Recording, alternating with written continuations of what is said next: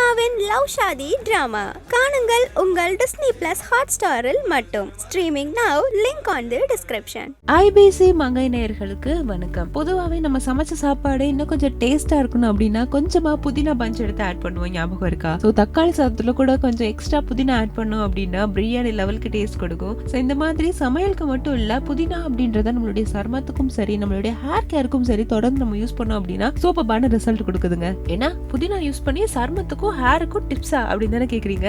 S, அதை தான் இன்னைக்கு நம்ம வீடியோல பார்க்க போறோம். ஃபர்ஸ்ட் ரெசிபி என்ன அப்படின்னு பாத்தீங்கன்னா, புதினா கூட வாழைப்பழம் சேர்த்து ஃபேஸ் பேக் போடலாம். ஸோ நல்ல கனிஞ்ச வாழைப்பழமா எடுத்துக்கோங்க. நம்ம எல்லாருக்குமே தெரியும் வாழைப்பழத்துல vitamin, potassium, amino acid, zinc இதோட சேர்த்து சருமத்துக்கு ஊட்டமளிக்கக்கூடிய ஈரப்பதம் தரக்கூடிய பல ஊட்டச்சத்துக்கள் நிறைந்து இருக்கு அப்படின்னு சொல்லிட்டு, அதனால நல்ல பழுத்த வாழைப்பழத்தை தோல் எடுத்துட்டு சின்ன சின்னதா நறுக்கி அது கூட கொஞ்சமா புதினா இலைகளை ஆட் பண்ணி ஒன்னா சேர்த்து நல்லா அரைச்சிடுங்க. ஒரு பேஸ்ட் மாதிரி உங்களுக்கு கிடைக்கும். இந்த பேஸ்ட்டை ஒரு 15 மினிட்ஸ் உங்களுடைய ஃபேஸ்ல அப்ளை பண்ணி அப்படியே விட்டுட்டு கோல்டு வாட்டர்ல வாஷ் பண்ணிடுங்க. ஸோ இது நீங்க தொடர்ந்து பண்ணிட்டு வரும்பொழுது உங்களுடைய ஃபேஸ்ல நல்ல ஒரு ஹைட்ரேஷன் இருக்கும், நல்ல ஒரு பிளம்பியான எஃபெக்ட் இருக்கும், நல்ல தேஜஸாவும் இருக்கும். ஸோ இந்த ஃபேஸ் பேக்கை தொடர்ந்து புதினா டோனர் அப்ளை பண்ணுங்க. ஸோ எப்படிடா அந்த டோனர் பண்றது அப்படின்னு யோசிக்க வேண்டாம், அதையும் நானே சொல்றேன். ஸோ ஒரு கப் புதினா இலையை நறுக்கி எடுத்து வச்சுக்கோங்க. அப்புறமா 1.5 கப் தண்ணி எடுத்து ஒரு பாத்திரத்துல வச்சு நல்லா பாயில் பண்ணுங்க. பாயில் ஆனதுக்கு அப்புறமா நறுக்கி வச்சிருக்கிற புதினா இலை எல்லாத்தையுமே அந்த தண்ணிக்குள்ள போட்டுட்டு அப்படியே மூடி வச்சுட்டு ஸ்டவ்வை ஆஃப் பண்ணிடுங்க. அந்த ஹாட் வாட்டர்லயே அது நல்லா வெந்து வெந்து வெந்து நீராவி எல்லாம் வாட்டருக்குள்ளேயே விழும். ஸோ தட் அதை அப்படியே விட்டுடுங்க. நல்லா தண்ணி கூல் ஆனதுக்கு அப்புறமா எடுத்து ஃபில்டர் பண்ணி ஒரு நல்ல ஃப்ரெஷ்ஷான கிளீனான பாட்டில் அடைச்சு வச்சுக்கோங்க. இதுதான் உங்களுடைய புதினா டோனர். ஸோ அடுத்த விஷயம் பாத்தீங்கன்னா, புதினா கூட முல்தானி மட்டி ஆட் பண்ணி நம்ம ஃபேஸ் பேக் போடலாம். ஸோ நிறைய பேர் முல்தானி மட்டி ஃபேஸ் பேக் போடுவாங்க இல்லையா? நான் சொல்ற மாதிரி இனிமே ட்ரை பண்ணுங்க.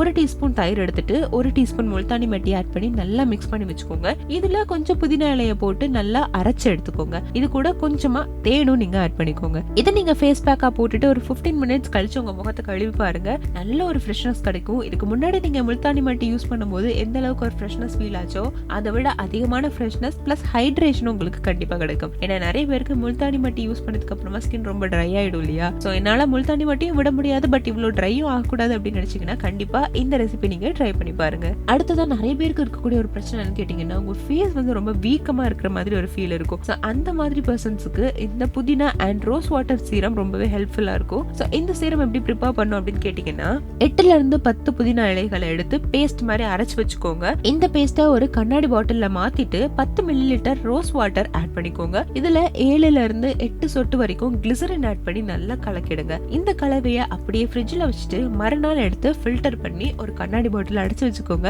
இதுதான் உங்களுடைய சீரம். இந்த சீரத்தை நீங்க டெய்லி யூஸ் பண்ணலாம். உங்களுடைய சருமம் எந்த இடத்துல எரிச்சல் இருக்கோ அல்லது எந்த இடத்துல ரொம்ப வந்து ட்ரைனஸ் இருக்குன்னு நீங்க ஃபீல் பண்றீங்களோ அங்க எல்லாமே இந்த சீரம் நீங்க யூஸ் பண்ணிட்டு வந்தீங்க அப்படின்னா சூப்பரான ரிசல்ட் கிடைக்கும். சோ கண்டிப்பா இந்த ரெசிபி எல்லாமே உங்களுடைய ஃபேவரட் ரெசிபியாவே மாறிடும் நீங்க ட்ரை பண்ணீங்க ஒன்ஸ் அப்படின்னா. சோ ட்ரை பண்ணி பார்த்துட்டு எப்படி இருந்தது அப்படின்றத மறக்காம கமெண்ட் செக்ஷன்ல வந்து தெரியப்படுத்துங்க. மீண்டும் இது போன்ற பல யூஸ்ஃபுல்லான டிப்ஸோட நான் உங்களை வந்து சந்திக்கிற வரை பாய். உங்களுக்கு இந்த டிப்ஸ் எல்லாம் தொடர்ந்து வரணும் அப்படின்னா ஐபிசி மங்கை சேனலை சப்ஸ்கிரைப் பண்ணிக்கோங்க. ஸோ எப்படி ஒரு லைஃப் ஸ்டைல் வச்சுக்கணும் when we are planning a pregnancy? நம்ம மெயினாக என்ன பார்ப்போம்னா, அது HbA1c அப்படின்ற ஒரு வேல்யூ வந்து பார்ப்போம். இப்போ நார்மலாக வந்து அது 5.7லேருந்து 6.2 இருந்தால் தான் ப்ரெக்னென்சி வந்து பிளான் பண்ணணும். இப்போ மோர் தென் 10 இருந்தால் அவங்க ப்ரெக்னென்சி பிளான் பண்ணக்கூடாதுங்க. பிளான் பண்ணாலும் அந்த கன்சீவ் ஆகிற குழந்தைக்கு வந்து கன்ஜெனிட்டல் அனாமலி, பிறவி குறைபாடுகள் வரதுக்கு நிறைய சான்சஸ் இருக்குது. ஸோ சிலர் இப்போ நியூ கப்பிள்ஸ் என்ன பண்ணுறாங்கன்னா, இப்போ நமக்கு குழந்தை வேண்டாம் அப்படின்னு சொல்லிட்டு சம் இயர்ஸ் அவங்க தள்ளி போடுறாங்க. இது வந்து குட்டா பேடா? 18-19 வயசுலலாம் கல்யாணம் பண்ணிக்கிற ஃபேமிலிஸ்லாம் நம்ம பார்க்குறோம். அந்த மாதிரி இருக்கிறப்ப அவங்க செட்டிலிங் ஃபேஸ்க்காக ஒரு 1 or 2 இயர்ஸ் தாராளமாக எடுத்துக்கலாம். எதனாலன்னு பார்த்தீங்கன்னா, ஐடியல் ஏஜ் குரூப் எப்போ வந்து கன்சீவ் ஆகிறதுக்குன்னு பார்த்தீங்கன்னா 20 to 30 இயர்ஸ் அப்படின்னு சொல்லுவோம். 27-28 மேரேஜ் பண்ணுவாங்க. இப்போ அவங்கெல்லாம் வந்து பார்த்திங்கன்னா அவ்வளோ அளவுக்கு நம்ம கொஞ்சம் டைம் எடுத்துக்கலான்னு எடுத்துக்க மாட்டோம். ஏன்னா இப்போ 20 to 30 இயர்ஸ்னால் கன்சீவ் ஆனாங்கன்னா அந்த உருவாகிற குழந்தையும் வந்து ரொம்ப ஆரோக்கியமாக இருக்கும். ஒரு பீரியட்ஸ் வந்ததுலேருந்து 8th day ரிலேஷன்ஷிப் ஸ்டார்ட் பண்ணுறாங்க அப்படின்னா alternate days through out the month, periods வரதுக்கு 25 days 26 days அந்த வரைக்கும் நம்ம ட்ரை பண்ண ஐடியலாக இருக்கும்.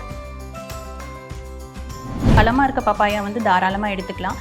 காயாக இருக்க பப்பாயாவில் என்ன ஆகும்னா, அந்த லேட்டக்ஸ் அப்படின்னு சொல்லுவோம், அந்த பால் மாதிரி சுரக்கும். நீங்கள் கூட பார்த்துருப்பீங்க, காயெல்லாம் பிச்சை வெள்ளை கலராக வரும். அது வந்து கொஞ்சம் ப்ரெக்னென்சி ப்ளஸ் அந்த அபார்ஷன் ரிஸ்க் எல்லாம் இருக்குன்றதுனால அந்த மாதிரி இதெல்லாம் வந்து அவாய்ட் பண்ணிக்கலாம். மற்றபடி வேறு எந்த ஃபுட்டும் அவாய்ட் பண்ணவும் இல்லை.